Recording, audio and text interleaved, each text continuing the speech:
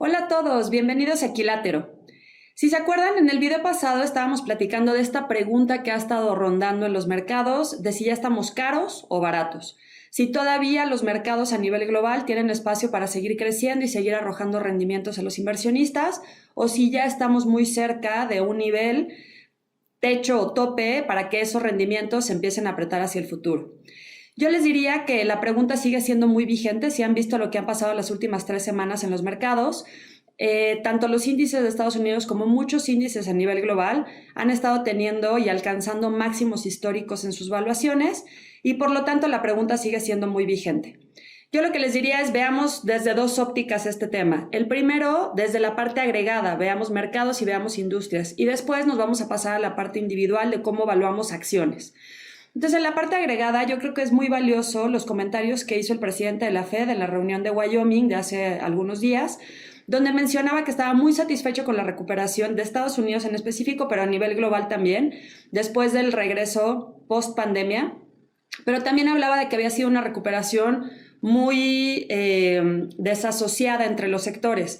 Toda la parte que es productos manufacturados ha tenido un rally muy importante y una recuperación muy importante. Básicamente lo que pasó con el consumidor es, en el momento que se cierran todos los servicios, que no puedo ir a restaurantes, que no puedo viajar, entonces todo ese ingreso que tenía la gente, que en Estados Unidos en específico fue más ingreso disponible por todos los cheques que estuvo emitiendo el gobierno, ese dinero lo empezaron a utilizar para comprar productos, principalmente productos de alto ticket, por ejemplo, refrigeradores, coches, casas. Y entonces lo que empezó a pasar es que ese segmento de productos manufacturados ha tenido una recuperación mucho más rápida de lo que anticipaba la propia Fed y el mercado en general, ya posicionándose 20% por arriba de la tendencia que traía previo a pandemia. Sin embargo, tenemos el otro lado, que son la parte de servicios. Servicios todavía sigue deprimido. El dato que daba la Fed es que se encuentra 7% por debajo de la tendencia que traía prepandemia, y con servicios regreso a lo que les decía hace un momento. Me refiero a servicios como hospitalidad, como restaurantes, como hoteles, servicios de salud, etcétera, que todavía no ha regresado a los niveles prepandemia. Entonces, cuando hablamos de evaluaciones, yo lo que les diría es, habría que tener foco y cuidado en toda la parte que es servicios manufacturados o productos manufacturados, porque eso sí ya alcanzaron otra vez la tendencia prepandemia e inclusive se encuentran por arriba de esos niveles. Entonces hay que entender si las valuaciones ya reflejan correctamente esa recuperación que ha tenido el segmento.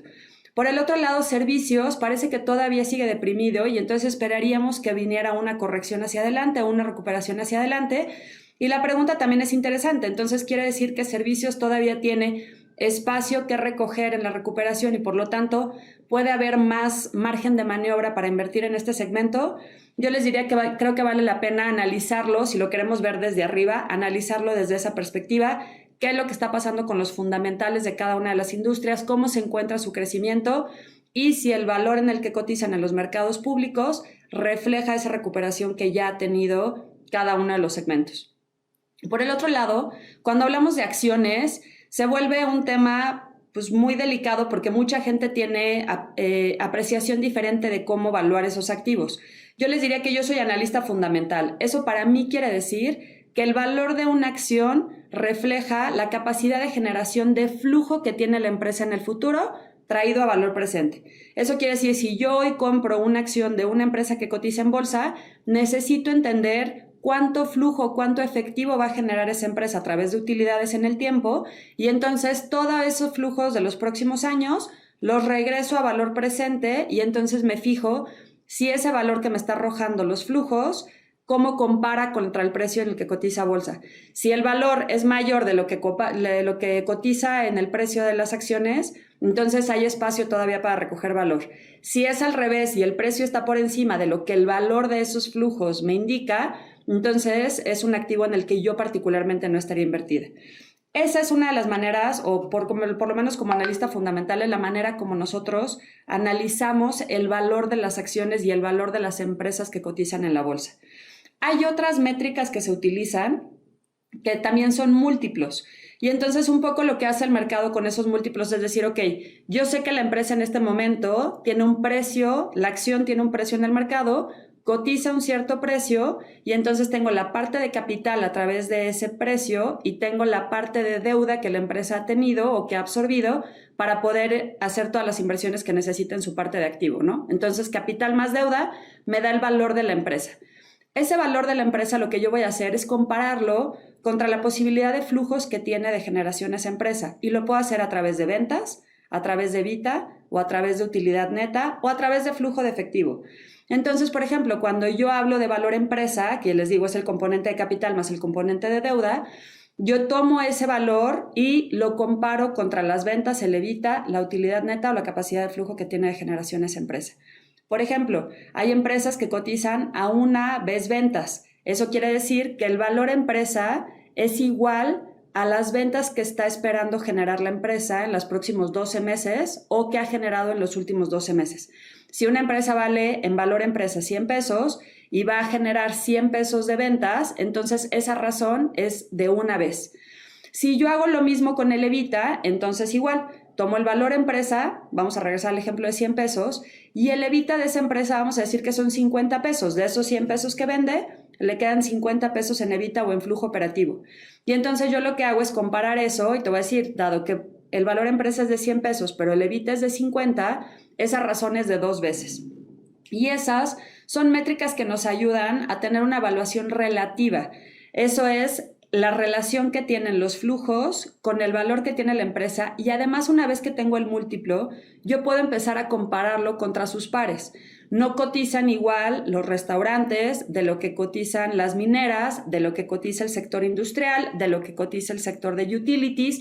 O sea, hay muchas diferencias entre cada uno de esos sectores, pero me puede dar un punto de referencia porque entonces yo lo que hago es comparo el valor empresa contra el flujo operativo, digamos, de esa misma empresa, llego a un múltiplo de valor empresa EBITDA o valor empresa flujo, y entonces una vez que yo tengo ese múltiplo, lo que digo es, ok, esta empresa está cotizando a 5 veces EBITDA, por ejemplo.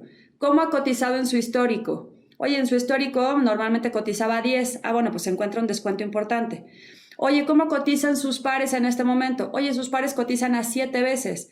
Entonces también está un descuento. Y eso me empieza a dar indicativos de si hay posibilidad de que se reconozca a través de múltiplo, eso quiere decir a través de que el precio de la acción suba, esa capacidad de generación de flujo que está pasando.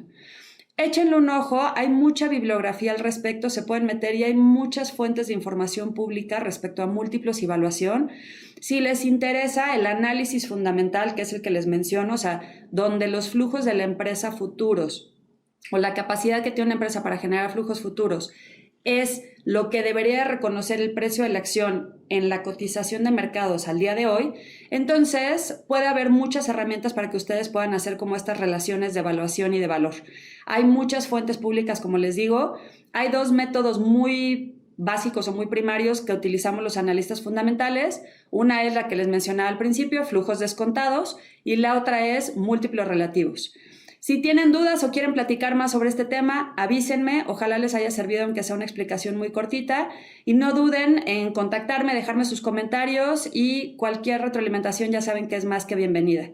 Gracias y nos vemos pronto.